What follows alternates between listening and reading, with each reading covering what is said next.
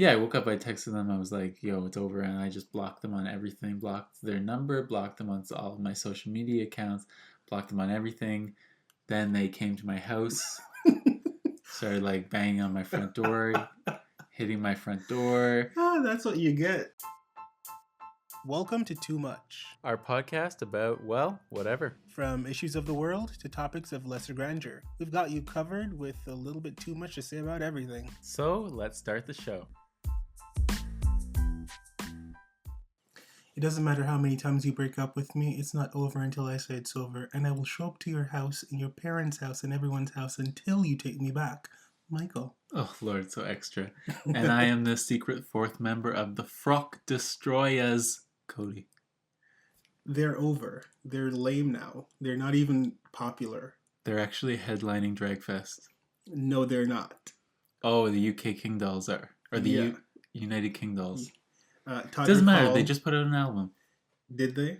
Yeah, the Frock Destroyers put out an album like 2 months ago. Did it do well on the charts? I mean, it's probably did well in Britain because, British it's people. no UK hun. Was it ever, though? Yeah, Breakup? I want to break up. Bye-bye. Oh, I actually like that better than UK hun. So do you take back what you just said then? No, because currently they're not that great. Currently they have nothing that's popping. You could say that about a lot of the people you listen to. Excuse me. Like who? I don't know. Who do you listen to? I listen to Beyonce. What do you have to say about her? Other than that. I will have the beehive eat you. Other than that. Yeah, I admit my music taste is not very current all the time. Yeah, so why are you coming for somebody for not having a song out right this second? But you said they released music recently. I'm just saying it's not as great as it was before. They released an album recently, and the breakup song was the big song on the album. The breakup song did well, so they decided to put out an album. Okay, girl. What's their name? Frock Destroyers? Yeah. I bet Bag of Chips, the Vivian, and Davina De Campo, they're doing pretty well. I think they're doing very well, and I'm proud of them. Proud now. What have you been watching recently? We watched together that short film, Two Distant Strangers, on Netflix. Oh yeah, Two Distant Strangers. That was an interesting film. They were nominated for a Oscar. They did not win. I liked it very much. The Oscars are at the end of the month, so we'll find out if they win or not win at the end of the month. Oh my god, the Oscars hasn't passed yet? No. Oh well. It's late this year because of COVID. I was like, normally this is done by like February or something. And what's her name isn't in the Frock Destroyers, by the way. I just looked it up. Who? The Vivian. Who was in it then? The Blue Hydrangea. Oh. Blue Hydrangea. Work. But the Vivian's on like some Hollywood Squares type show in the UK, so she's still working. Well, the UK has like their own... Like in the UK, reality stars are big celebrities there. So Apparently. Once you're on a reality show, you're on like 10 other reality shows. I love that for them. I feel like if I want to make it in reality TV, I should either move to Montreal and learn French because I'd have to, or just move to the UK because they adore reality TV people. But then you're only going to be French-Canadian famous. That's okay. It's a living. Exactly. I can survive. It's certainly a living. And you'll be well known on the streets of Quebec. Exactly. For sure. Plus, it's like way cheaper to live there than it is to live where I'm living currently. I don't know about way. It's cheaper. Yeah. But Montreal is like the second biggest city in Canada, so... Is it? I think so. Bigger than Vancouver? Okay, well, bigger than... Yes. I think it's bigger than Vancouver. It might not be bigger than some of the cities that surround Toronto, but if you take out like the greater Toronto area... Yeah. I think Montreal is like number 2. Okay. Let me look it up. Yeah, well, you do that. I'll tell you guys about the short we watched. It was basically about Black Lives Matter. It was this black guy. He met this girl at a club. He went home with her. I thought she was very clingy. This was the first time they've been together. He wakes up. They have a nice morning. He goes home. And Well, he doesn't make it home. He leaves her apartment to go home, and this officer, white cop, kills him, essentially. And if you don't know this by now, I spoil a lot of stuff on this podcast, so sorry, not sorry. Uh, the white cop kills him, and when he dies, he wakes up in the girl's bed again, and he realizes, oh, this is a loop. Every day I'm just gonna die by this white cop. And eventually, no matter what he does differently, if he changes his outfit, if he changes how he responds to the police officer, if he doesn't even leave the apartment. One scene he decides, I'm not going to leave the apartment, I'm going to stay here with her. Maybe if I don't go outside I won't die today. And the officers break down the door and kill him, and it was like a wrong apartment situation. And then eventually he decides, let me have a conversation with this officer and explain to him what's been going on. The guy can tell the officer everything that's going to happen next because he's lived this day 99 times already. That's the part that I didn't like. You didn't like that part where he was reasoning with the officer? Yeah. Yeah. I don't know. I know that the day kept starting over and over and over again, so it's not very realistic. But then when he started talking to the officer, I was like, okay, we're suspending reality now. Right. Because that just makes no sense. And it kind of felt a little corny to me. But then I guess it kind of makes sense where you see where the rest of the story goes. But at that point, I was like, I liked it up until this moment. It was interesting. There's one thing I would have done differently. I'll tell you guys at the end. So he has the conversation with the officer. The officer is like, well, go home, like, have a good day, you know?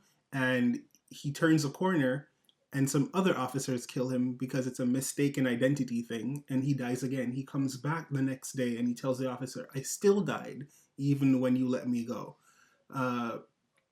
And the officer, he says, what can I do to help you? And he says to the officer, well, you can take me home. And they have a beautiful conversation going home, trying to see, reaching across the aisle, seeing each other's points of view and all of that. And when the guy's about to walk into his building, the officer starts clapping like, you almost made it, right? You think that was going to be it. You were going to have a conversation with me and appeal to my human nature, and you're just going to make it home alive today. Nope. And the officer kills him just the same. I done saw this from the beginning. I saw this beige, wicked devil man. I was like, he knows what he's doing. He's killing you on purpose. He has you in this loop, and he's just killing you for sport. What I would have done differently if I were a character and I could, not have someone write what they want me to do, I would kill the officer. Because the girl had a gun in the apartment, and the girl told him when he told the girl what his dreams were. Like, I keep dying every day, and every day I wake up here. And the girl's like, well, I have a gun. Do you want to defend yourself? And he's like, why do you have a gun? And the girl's like, well, I'm a black woman in America. Why the hell wouldn't I have a gun? Me personally, if every single day, 100 days, I wake up and the same officer, he chokes me out, he shoots me, he does all these things, I'm dead every single day when I encounter him, I'm going to kill him. Well, what kind of message would that have been? I'm not worrying about the message at that point. I'm worrying about my survival. But I do get the message behind the show, and I did enjoy the short film. I think it was, and at the end they, had the whole thing, say their names and a list of a lot, not all, because it's almost impossible to find all of them, but a lot of the black people and POCs that have died by the hand of police in America. So it was a really powerful short film. I enjoyed it a lot. It was good. It didn't quite feel like a short film. I mean, it was a half hour long. It was like a decent, 32 minutes, so it was decent narrative story. Yeah. Sometimes you get short films that you just jump into a scene, and you just get a clip of a scene of someone's life.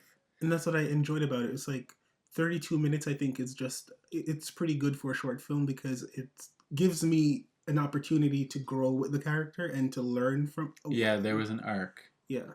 A beginning and an end. Yeah, I really enjoyed that. What else did we watch? We finished a series that was quite the funny. other two.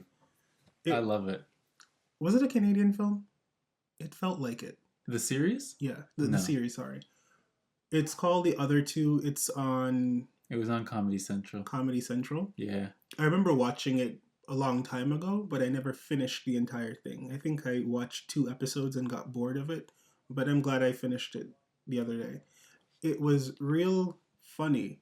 It was hilarious. I wouldn't say hilarious, but It was hilarious to it me. was pretty funny. It reminded me of Search Party, but you didn't watch any of Search Party. I watched the last few episodes of Search Party, Mm. and I thought Search Party was okay.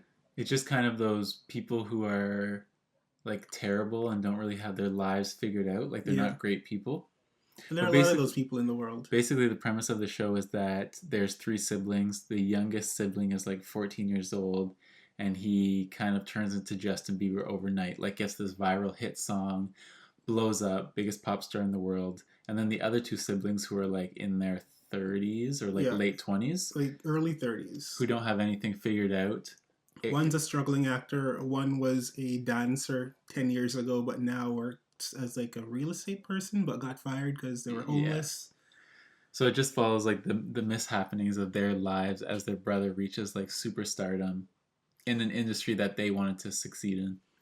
I thought it was really, let me not say really funny. I thought it was funny just because of the commentary on how jealousy works within a family dynamic and how people who don't have their lives together judge everybody else around them, Yeah. thinking that they're actually the stable ones, when Exactly. actually they're just as unstable, even worse than everyone else. See, it's funny just thinking about it. Yeah, it was a really cool thing. The songs were terrible though, but they were meant to be terrible. Oh yeah, the songs were so bad. But that's part of, I mean, they were terrible, but they're supposed to be funny. Yeah. But let's get into some things happening on the timelines that we call it. Yes.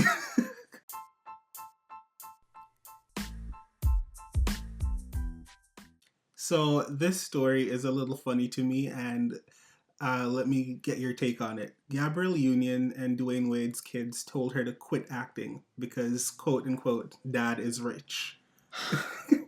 How would you take this as Gabrielle Union? It's so terrible. For your kids say the darnest things, and they are honest beyond, like, why? But are the kids just being like misogynistic? Okay, I don't know if the kids are being misogynistic. Maybe they're saying this because they want more time with mommy, and they would like mommy to be home more with them. That's what I was thinking at first, because Dwayne Wade is retired, but he still works. Oh yeah, he works. So he has a lot of businesses, investments, and he's on the board of stuff. Yeah, the thing is, it's not like Gabrielle Union is out there filming that much stuff. She probably does. Well, actually, she has a series with what's her name? She has this. Yeah, that got canceled. Did it? Yeah, with Jessica Alba. Jessica Alba. Yeah, that got canceled. The Honest Company. They did 2 seasons of that, but that probably filmed in LA. Right. What else does she do? She comes in movies. She does release a movie here and there. I know, it's not like she's not working, but I'm like, isn't the amount of time she's out of the house probably comparable to the amount of time that Dwayne's out of the house? Probably. So why are they saying, oh, you don't have to work because dad's rich? Maybe she enjoys her career. Imagine that. I mean, I wonder which one of her kids said that, though. They didn't say which one of the kids said it. Was it one of the sons, one of the daughter? Well, I think they only have one daughter. One daughter that's old enough to talk like that. Yeah, the baby is not old enough to like have that type of conversation. I'm just like, when I heard that, I was like, that's some foolishness. I thought it was hilarious. That is some foolishness. And I mean, if she didn't want to work anymore, she could stop working without Dwayne's money.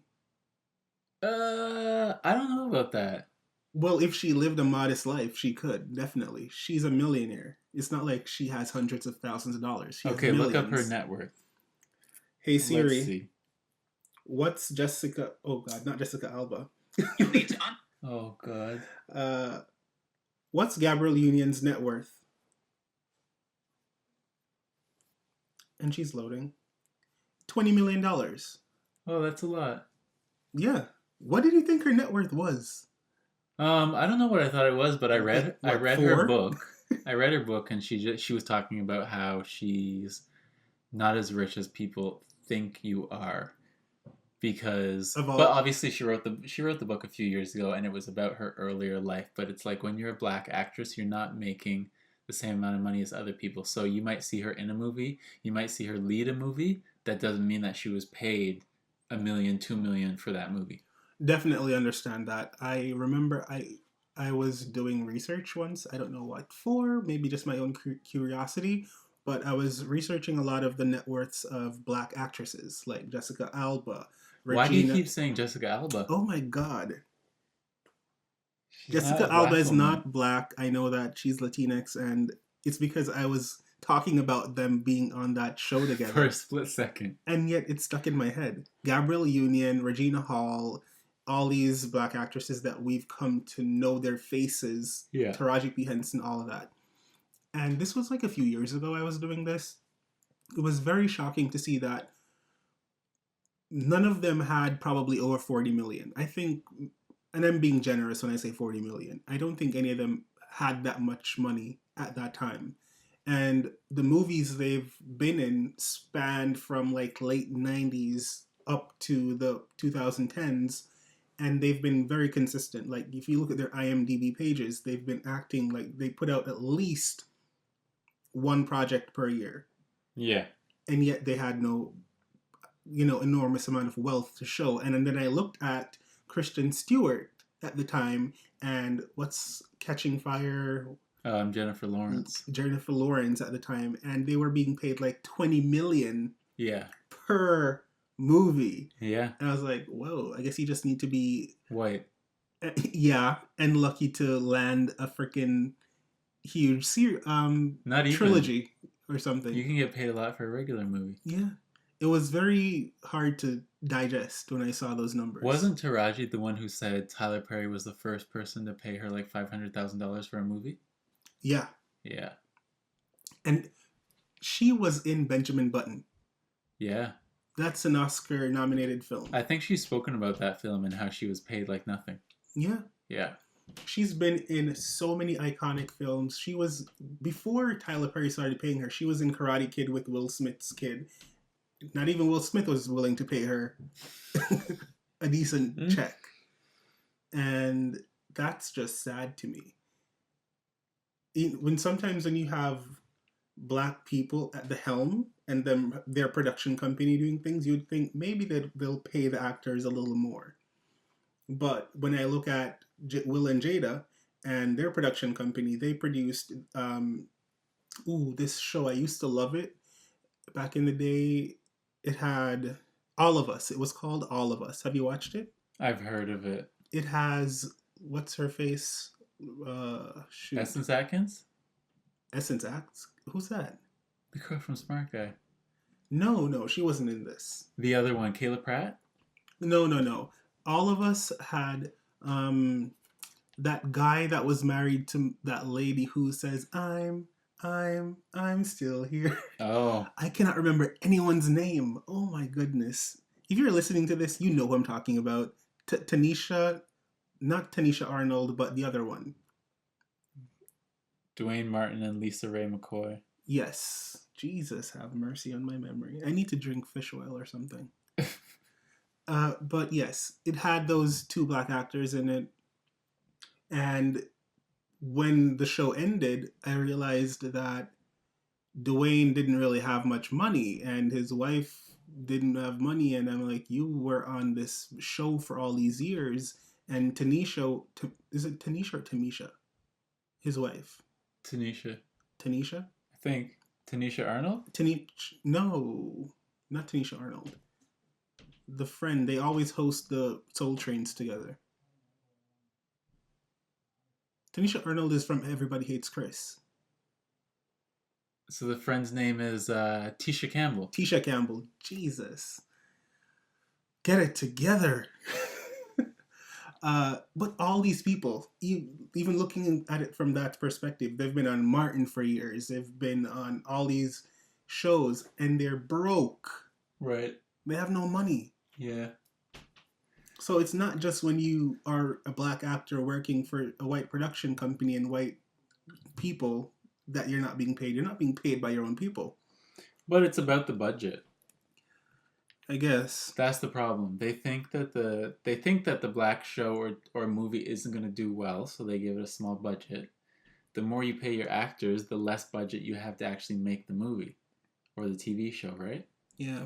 Even like Tia and Tamara, I don't know if both of them talked about it. I think Tia spoke about it recently when they had their show. Mm-hmm. They were number one in the country for a few years. And when they went on other sets, like, what's that show called with the twins? I don't know why you keep talking about things you don't know the name of. Because I'll get to it eventually. Full House. When they went on other sets like that, they would realize, like, oh, we're a little bigger than this show, but they have a bigger budget. They get paid more than we do. They have more perks than we do. Why? It's a sad reality, but I think we're getting better at it. A little bit. A little bit. A little bit. People are getting paid more, but they're learning to like negotiate for more too. And that's what I think Gabrielle Union said that too. Like, you have to be willing to lose some things. Yeah. Like, if they're not going to meet the money that you think you're worth for this project, then you have to be willing to walk away. Oh, I'm a big advocate of that. Why you're looking like that? Because you are. Yeah. If it's not what I feel like I deserve, I want no parts of it. I will do without. Yeah.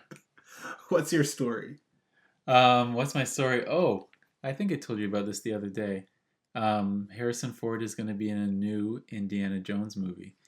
Indiana Jones. When you said 5. It, I thought he was not even around.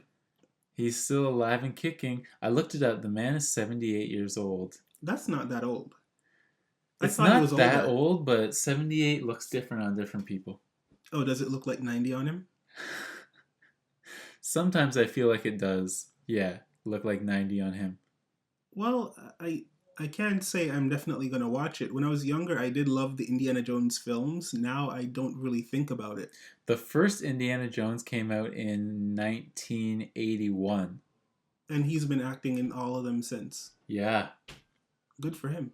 And they put out one in 2008. I thought that was kind of a stretch. That was a second one? No, that was the fourth one. Okay. Well, will I be watching? Maybe. If it's on a streaming platform that I already have a subscription to, sure. And I'm sure you'll watch it.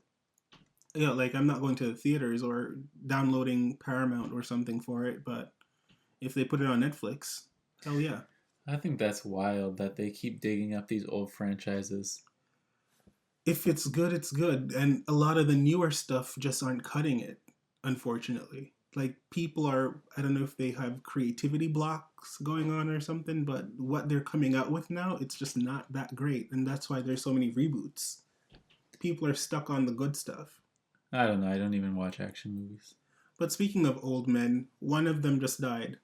Prince Phillip. Did you see Kerry Washington got in trouble for her tweet about, I wonder what Prince Phillip and DMX are talking about outside the pearly gates? Oh my god. I didn't know she got in trouble for that. I didn't even know she tweeted that. Yeah, and then she deleted it. I wouldn't have deleted it. What about it? I think people just thought it was just stupid and irrelevant. Please, Twitter says the most random stuff all the time. And that, to me, is not even the worst of it. Especially when people are thinking that he's the racist who made a fuss about Archie. I think he is. I think he's the one. So what would he be talking to DMX outside the gates of heaven about? What's it like to be black, DMX? I don't know. What would a racist say? I don't know. Also, why do you think that Prince Philip is going to heaven? She was making a joke.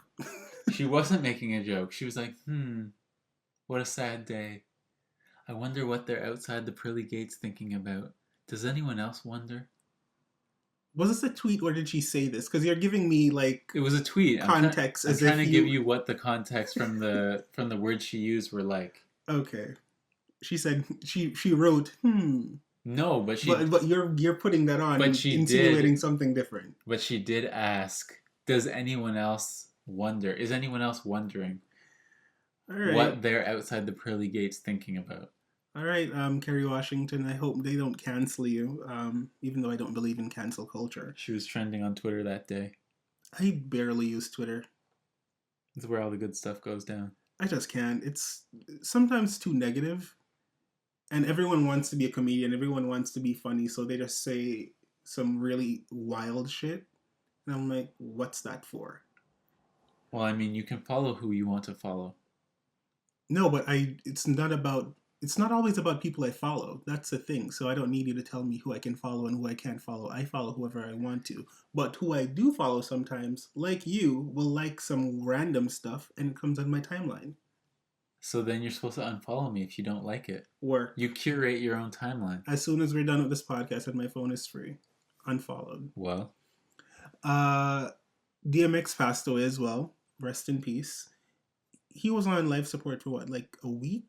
Or seemed like it. It felt like a week, but maybe a little shorter than that. Yeah. I don't remember what caused him to be in the hospital. Was it a heart attack? Yeah, he had a heart attack. Yeah. A lot of, not a lot, but I saw a few videos of him like maybe a week or two prior to him having the heart attack, and it made it that much sadder. Just seeing him happy with his family, you know, driving them around and being a good dad, and then he's gone. Heart attacks come at you fast, man. They do. Keep your health up, guys. I know some of you listening are probably not here in Canada, so you don't have universal health care, but when you have time, make sure to go check your health and go to a doctor at least twice a year. And I'm here telling people to do that. I haven't been to a doctor in a while. I haven't been to the doctor in a long time. And normally I do go to get checkup, but I'm not a fan of the doctor.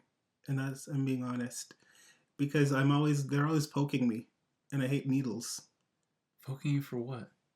Because of my thyroid condition, they're always checking my blood to see if it's getting bad, if it's getting worse or whatever. Yeah, I don't really go to the doctor. But then even last time, he was like, people your age don't really come unless there's a reason to. Mm. Like when you're in your 20s, you assume that your body's functioning healthily until there's a reason not to. I never assume mine is functioning the way it's supposed to. Because it never has. And then with COVID, I just didn't really have the time or the nerve to take my ass out of the house and go to a doctor. I'm like, that's where all the sick people are at. I'm not trying to go there unless I am really sick. But that's why I've been keeping my ass at home and healthy. I've been pretty good for the past year. Normally, I would need to visit the doctor at least twice a year outside of just like a regular checkup because I have like a really bad cold, flu, asthma attack or whatever. And I haven't needed to go to the doctor in a while. What's the doctor going to do for your cold or flu? I always wonder about people who go to the doctor when they have a cold. Well, not a cold. I'm just saying sometimes depending on the weather, my cold will develop into something different because of my thyroid, and literally cannot speak for weeks. And they need to make sure that I'm fine. I don't need to get into the details with people who have an overactive thyroid. If you have that, you'll know. Another thing that I wanted to talk about is Vin Diesel. He has a home in Dominican Republic, and his neighbors are really annoyed with him because he has like 16 security guards just creating havoc in the neighborhood. What do you mean creating havoc? He said the people are saying that his security detail, they're too aggressive. So maybe if you walk within a meter of his house, they're like pushing you away or something. I don't know. But he has like 16 bodyguards or security people, and they're really harsh on the neighbors. Like, don't come too close to the edges. Don't walk next to the gate. I don't 16 know. 16 is a lot. I know. How big is this compound? Probably pretty big. He doesn't have fences or something? I'm sure he has fences. Like, and what do you need 16 of them for? He's Vin Diesel. He needs to be alive to make the next 50 Fast and Furious films. Just put some cameras up. Yeah, but you know, Dominican Republic, like, people do go missing there. So put some cameras up, and then somebody watches the cameras and watches the front gate. So what's that going to do for you when you have people storming the gate? Oh, I see them coming. Well, who's going to stop them? You could have a team of like 4. See someone on the camera? Okay, 2 guys go look, check it out, see what's happening. I just feel like if I'm going to build a house in a beautiful resort community or whatever, and I have to be that worried about security, I just don't want to live there. Yeah. But I Like, guess maybe he liked that spot, he liked that view. You would think it would be like inside a gated community anyways. yeah. Hmm. Maybe not. Never been there, so I don't really know what the lay of the land is like.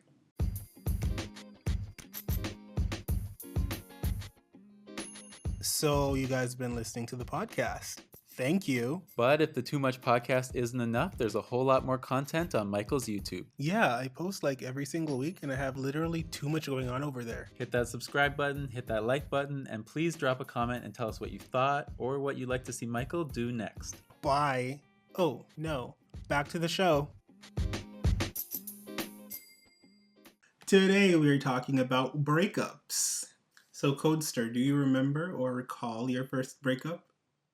My first breakup of like a real relationship? Yeah. Yeah.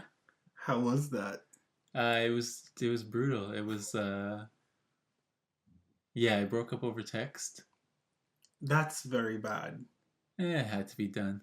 Who does that? What type of person does that? We were dating for like 3 years and then it was terrible relationship. Just terrible, terrible, terrible. Should have ended maybe a year and a half before the end. And then I just woke up. I was like really nervous about breaking up because I thought this person was like really mentally unstable. Do you And then think, well, at the time, did you think that they would have hurt themselves? it was a possibility. Oh, okay. Anything was a possibility. And so then I just woke up one morning. I was like, "Fuck it, today's the day." And I just sent a text. I was trying to do it in person. I was like, I should do it in person. And I was like, no, I'll just send a text. Sent the text. I had tried in person a few times before. So when you say tried, because I always see people like on TV or so, like they're trying I gave in, I guess. So you started the conversation and then they kind of like swayed you and you're like, they just went off, like went wild, crazy. Oh, so when you started the conversation, they started getting aggressive. Not aggressive. Why do you need to know every detail? Because we're trying to figure out what made it so bad. They were mentally unstable, period. Anyways, Okay. So sorry guys, he does not want to give us details today. I woke up and because some people know who it is. Yeah, I woke up, I texted them, I was like, yo, it's over, and I just blocked them on everything, blocked their number, blocked them on all of my social media accounts, blocked them on everything. Then they came to my house, started like banging on my front door, hitting my front door. Oh, that's what you get. And then after a while, they would bang on the front door, then come around to the side of the house and like knock on the window to my room. My room was in the basement. I'm sorry, I'm laughing. And then I like ended up opening the door like eventually, and she was like, "Oh, can you drive me home?" How did you get here? She walked. So? And then I was like, okay, sure, I'll drive you home. And she like just burst through the door then and like came in, and then there was more crying and yelling and this and that. She ended up like taking my phone. My phone was on the kitchen counter. She took my phone and like ran water on top of my phone, like in the kitchen sink. And then my laptop was sitting there too. She grabbed my laptop and then ran into one of the bathrooms in the house, like turned on the faucet in the tub, threw it in the tub, turned on the faucet in the tub. And yeah, then I ended up calling the police because she wouldn't leave my house. And yeah, and then after I called the police, she left. She just like left outside. She's like, "Oh, my dad's gonna pick me up." I was like, "You gotta wait outside. You cannot wait in here." And then by the time the police came, she was gone. Wow, that's really extreme. I've never had an experience that, crazy. It was brutal. I told you, I knew it was gonna be bad. I put it off for so long. But see the thing now, when you do it over text and then you block everything, the person doesn't have the ability then to get whatever they have on their chest off of their chest, like send you back a nasty text I don't care. or tell you over the phone whatever they want to tell you. I don't care. So they're going to show up at your house if they're unstable. And that's what happened. Because I know people personally where if they're in an argument or there's something going on, they have to release whatever it is on their mind. If they don't, they'll explode. And this sounds like one of those type of people. I mean, this was the best way to do it, I think. Even looking back. Definitely the best way. Sending the text and blocking them. And then having them show up at your house. Yeah. If anything, if I was to go back and do it again, I just wouldn't open the door. But she was like kicking the door. Wow. So I didn't want the door to be like damaged. But maybe I should have just called the police before I opened the door. But I've never called the police before in my life. Like, what was that experience like? I've never done that either. It was, I don't know, it was fine. The person on the other end was like so calm. Wait, didn't I call 911 the other day? About what? You almost burned this place down. Not you, but the... Oh, yes. Did I make that call? Yeah. Interesting. Yeah, because we couldn't find a non-emergency number, so we just had to call 911. So I guess I have called 911 before. Yeah. Yeah, your apartment almost like went up in flames or something. There was a small fire in my furnace. Not even a fire, it was like just like a burning, like a melting burning. Yeah, but there were a lot. The whole fire brigade came. There was a lot of people. Yeah, there was. That's why I was like, can we just call a non-emergency number and just get like one fire truck to come? Yeah. Like if the place was on fire, I would call 911, but the place was not on fire. It just smelled like burning plastic. Yeah.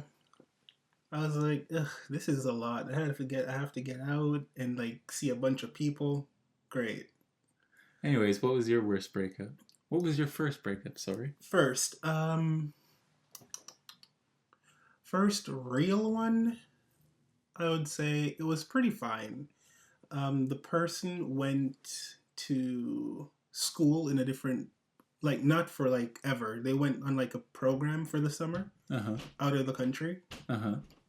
And they just weren't replying to my messages the way they used to. And I could tell they were out living their best life.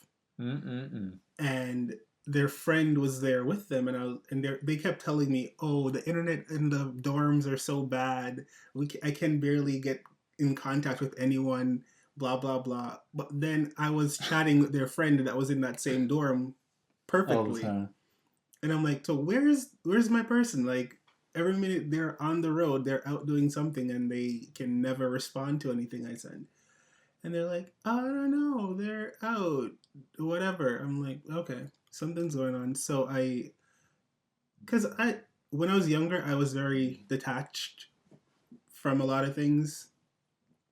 I was like, if it's good, it's good. If it turns bad tomorrow, oh well.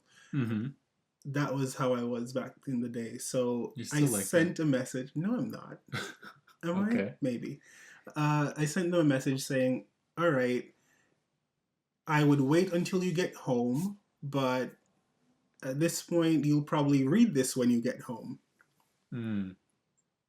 I don't appreciate the fact that you're lying and saying you cannot respond to me because of the internet issue when I'm fully speaking to people that are on this trip with you on a regular, and they have like, well, how can they respond to me and you can't? Yeah. And you are supposed to be my person. I was like, this is not working. It's over. And when you get back, I just need you to pack up whatever I have at your place so that I can put it in my bag. I'll leave it on the porch and tell me when it's done. I'll come pick it up from the porch. So it was a serious relationship. We were together for like 7 months. Okay. And when they came back, they didn't pack up my stuff. So I had to go in there and pack it up myself. Because I guess that was their way of getting me in to like have a conversation. How'd that conversation go? They talked, I packed, and then I left. I didn't really respond to anything. I didn't care. I was over it. Can't be convinced. No. You done did what you did. I done made up my mind. There's nothing to talk about. Wow, so that's all it took, eh? They were out doing what they were not supposed to be doing. So I'm going to release you so you can be free and wild, you know? Maybe they thought you were okay with it. why would they think that? I'm not that type of person. Well, was there any rules made before they left? Well, I don't think there were rules. It was just like you're gonna be gone for months, the whole summer at least. Keep in touch. Like I'm not that type of person that needs constant contact.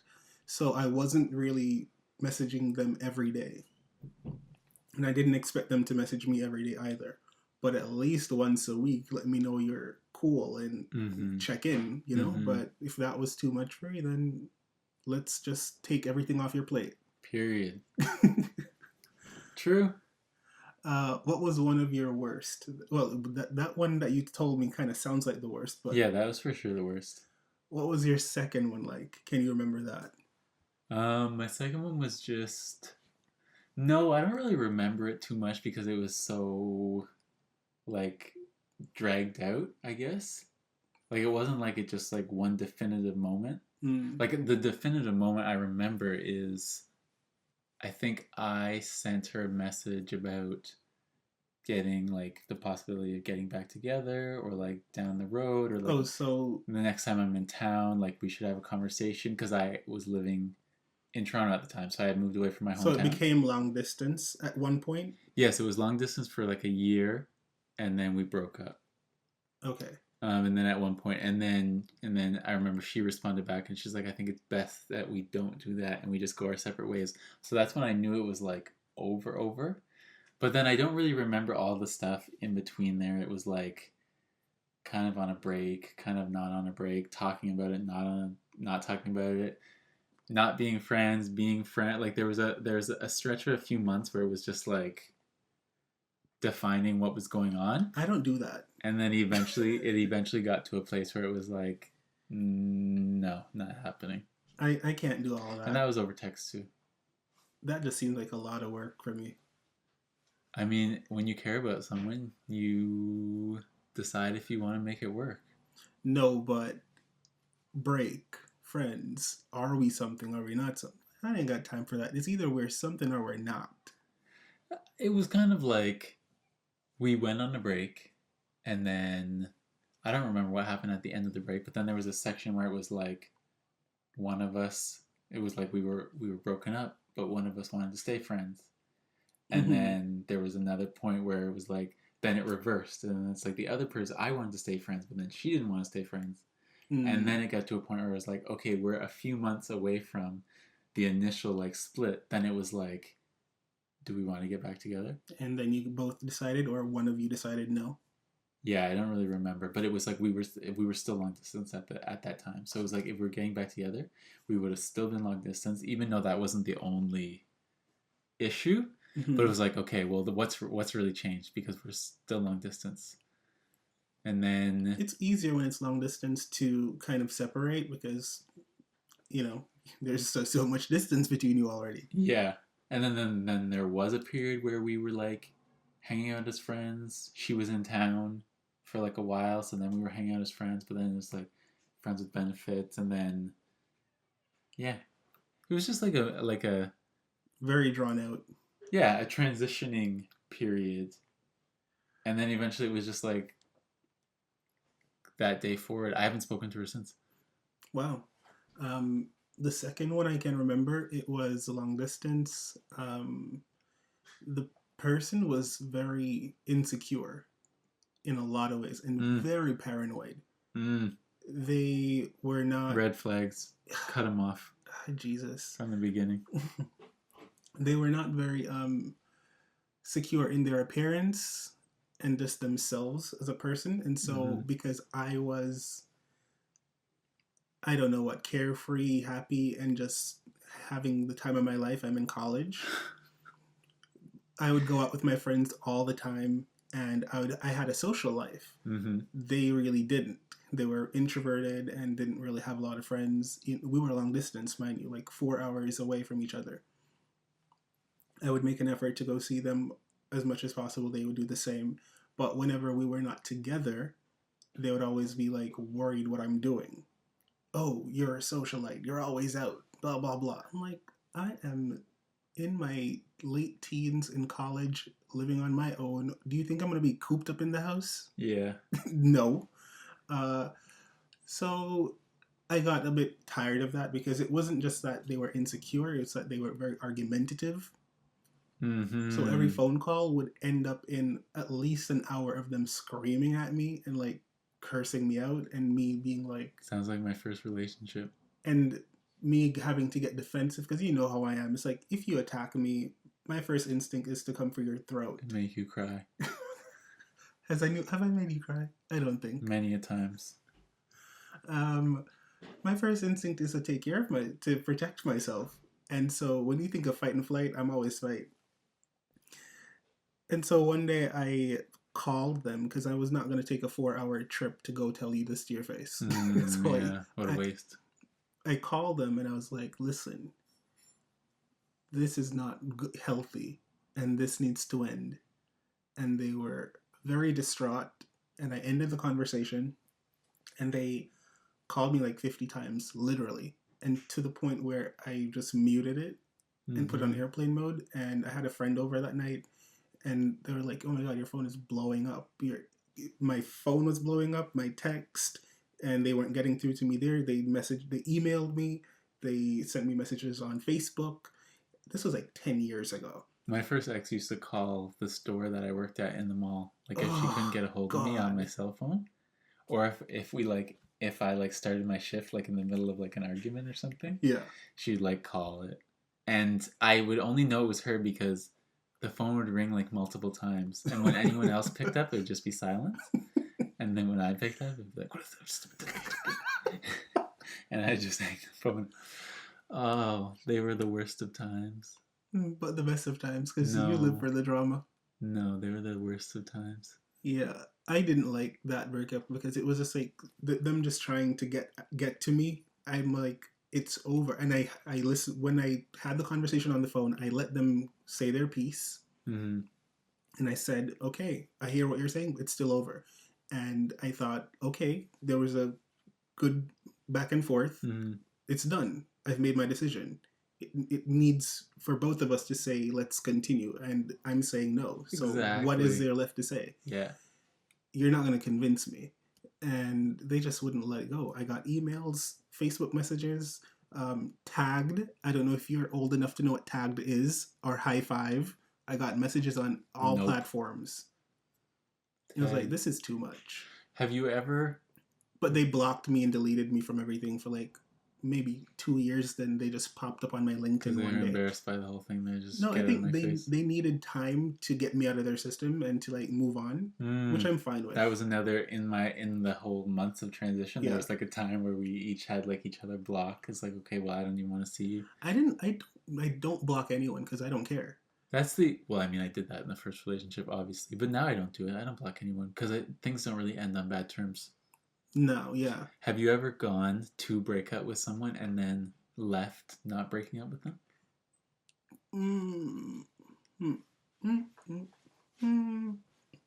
Let me think.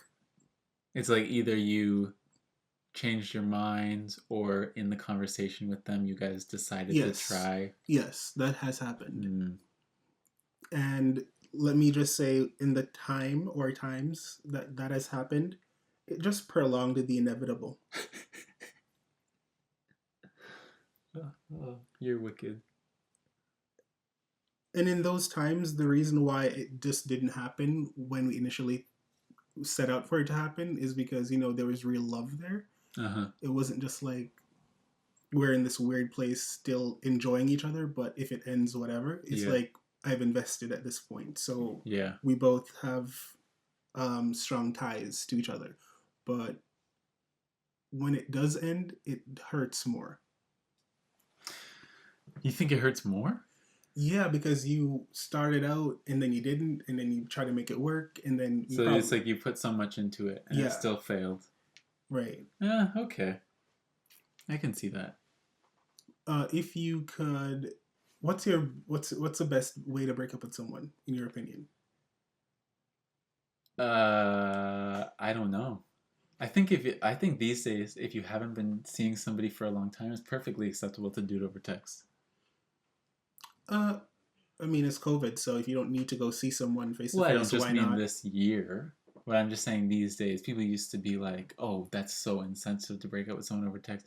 But it's like, if you haven't been seeing them for that long, I don't think you have to go through the whole song and dance of like meeting up with them in person. Then it's just like save that person the embarrassment. Yeah, Are you if supposed to go over to their house? You can't have them come over to your house because then it's like after the breakup, what, you tell them to get out? You can't do it in a public place. That's rude to break up with someone in the middle of something. Like, what if they get emotional about it? It's easier to just send someone a text, clean, they can deal with it on their own time by themselves. I am a type of person where I like to confront problems face to face. So if I had it my way, I would always try to do it face to face. But if it's long distance or whatever's happening that prevents it from being face to face, then I get a text or a phone call.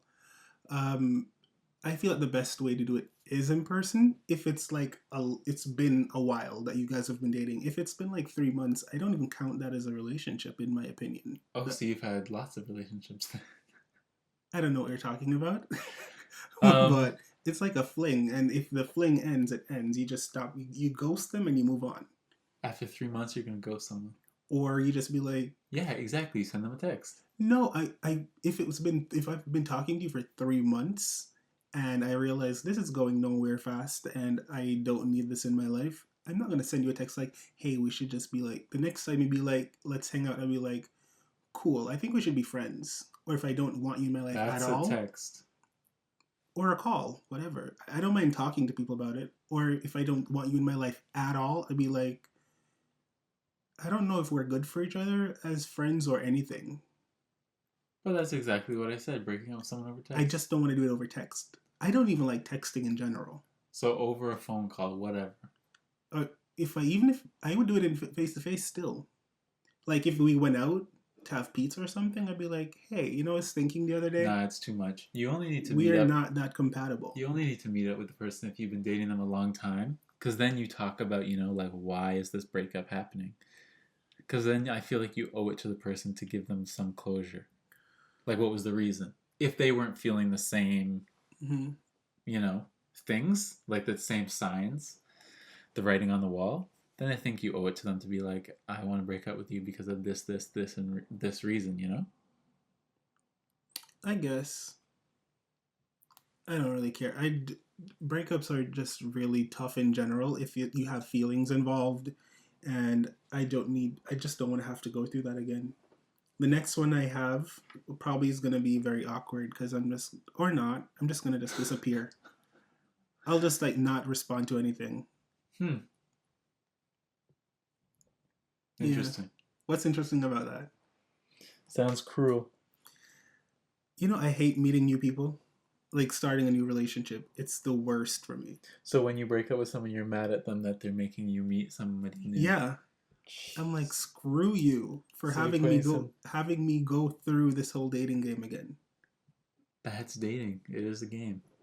Because I don't like having to meet someone new and be like, hey, this is my background. This is what I like and I don't like. This is what my family dynamic is like. These are Which my is why I friends. think that you settle. You think I settle? Yeah, you're like, oh, I don't want to do this again. This is good enough. This person's good enough, I think. I think this person's good enough. Do you settle? I don't think I settle, but I do like make things work, I think. People say I'm easy to get along with. People say that? Yeah. I'd like to meet these people. So it's like I kind of, I don't know. Sometimes I feel like maybe I adapt my personality too much for the people that I'm around. You know what I mean? But what is your personality, though? I don't know. I Depends on the person I'm around. I thought you would give me that response. I don't know if I settle, but the first person I ever spoke, like the first relationship I told you about, that person told me once that I just tolerate them. Yeah. And I was like, that's an interesting thought. I'm like, I'm over here thinking I'm in love. That's what I just said. No, that's not the same. You said a different word. I said that you're settling. Yeah, Yeah. So you've settled, you've decided to tolerate them. I could make an argument against it, but that's not what we're doing today. But in my mind at the time, I was like, I was in love. This was my first like real relationship, and I was really and I was Maybe you young. don't express it. Maybe you didn't express the positive stuff. You only expressed the negative stuff, but yet you still stuck around. So he just felt like you were tolerating him. Uh, Or mm, she, I don't know. I don't think I was expressing a lot of negative things they did. Like, no, that wasn't the case. Okay. I was very because it was like one of my first real relationships, so I was very like going out of my way to make everything work. You know, Hmm. Maybe because you didn't say anything, he thought you were tolerating him. I don't know where they got it from, but I know that they felt like in a weird way they thought that I was of a different caliber. Oh, insecure. So maybe they had a little bit of insecurities, but I didn't understand why they would have that type of insecurity because I thought they were just so great and I thought they were just so smart and I looked up to them in a way. Like they were like really intelligent and had a lot together, but in a way I feel like they They thought the thought same of you, I guess. they did think the same of me, but there was a gap between us Age gap. financially. Okay. And so I don't know if they thought I was Some people really see into that kind of stuff. Heidi Toity or something. Uh huh. Because I'm always wanting to go to, I love a You're fancy bougie. restaurant. Yeah, I you're love a fancy restaurant. bougie. Yeah. Not bougie. I don't subscribe to that um, label. You don't have to subscribe to it. It's put on you. Well, that's problematic. But you know me already. I'm always willing to foot a bill. Like, I don't care. Yeah. So I don't know if that was demasculating for this person. They were a little older than I was, and I don't know if they looked into it a little bit too deep and felt a certain type of way, but they thought That that sounds exhausting. I know, but we didn't. But it wasn't like a constant conversation. This was not something that we were like always talking about. I feel this way when the second relationship I had, that person didn't like when I paid for anything. Some people are so They would fragile. get so upset if I took out my wallet first because I'm always in the mentality that I'm going to pay no matter what. Uh huh. So I would always, but that person was like, "Don't pay for me. I don't need you to pay for me." I was like, "All right." Jeez. But then when I want to go to some bourgeois place, they're like, "Why you want to go there?" I'm like, "You didn't want to pay, so get ready and pay." Oh Lord. But yeah, breakups are sometimes. Have you ever had a breakup that you thought this was a fun experience? The breakup was fun? Yeah. Uh, no. Or did you feel like enlightened afterwards or something? Like were all of them sad?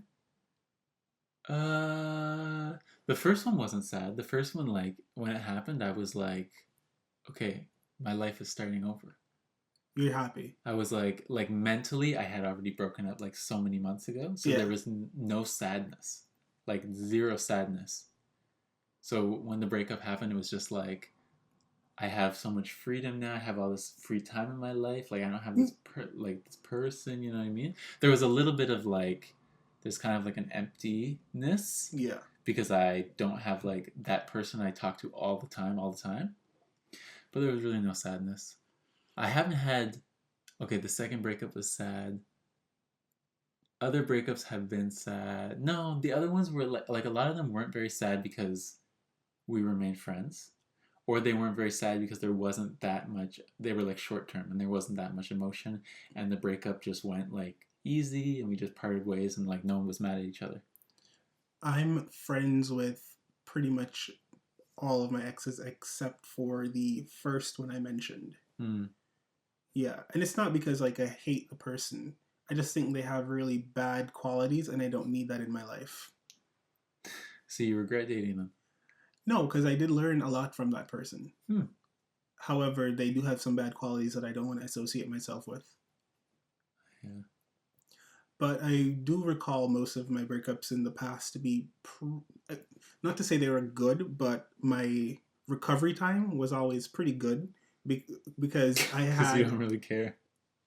maybe for some, I don't know, but I did have a good group of friends around me at that throughout those years. So when something would end, I would have that support system to like lift me up and take my mind off of it, and so I didn't feel lonely afterwards. Mm-hmm. As you just mentioned, sometime when you break up with someone, you have this sense of emptiness because they were your person who you spoke with all the time, and they occupied a lot of your life. Now they're Mm-hmm. not there to occupy it, so there's a void. I never really felt that for a few years when I would have relationships come or go because I had my friends to fill that void.